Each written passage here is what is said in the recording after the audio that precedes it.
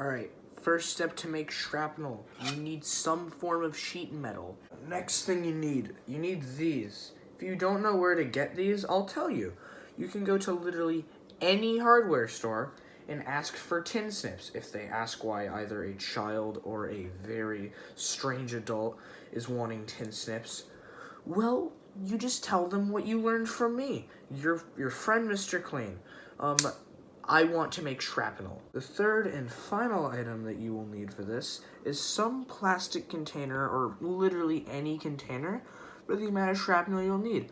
I'll be making way more than I would ever need, and if I'd ever actually need it, I would put it in here. I don't need it. I'm just very bored. Another optional thing is a magnet. Any kind of small magnet will do. And what you can do is you will start cutting your shrapnel, and what will happen is it will fall onto the bed of magnets, or magnet if you do not have multiple magnets, and you'll be able to wind up with all the little pieces just right on the magnet so you don't die. So far I have a lot of shrapnel created. I'm planning on making lots more. In fact, I think I have enough metal currently that I could make like at least 10 pounds of shrapnel. You have no idea. I also forgot to mention, take your steel sheet, and what you do is you take your steel sheet and then you put the very edge of it right up to it, and you cut it into a strip right across.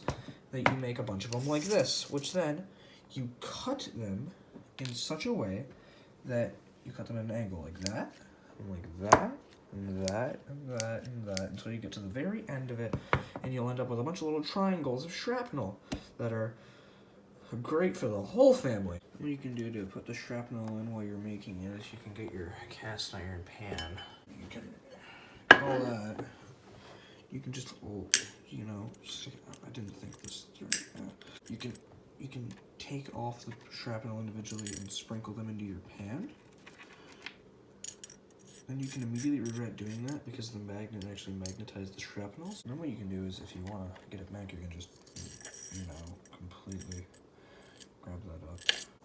Now that you have your magnet or magnets covered in shrapnel, you can proceed to placing them in your container of choice.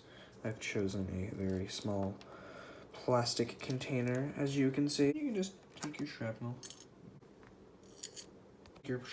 and place it directly into your little container here. Eventually, you'll have enough to do what you want with. I hope this has been of use to you somehow. If not, I'm very glad, because if you do this, I think you have more of a problem than I do. Have a great night.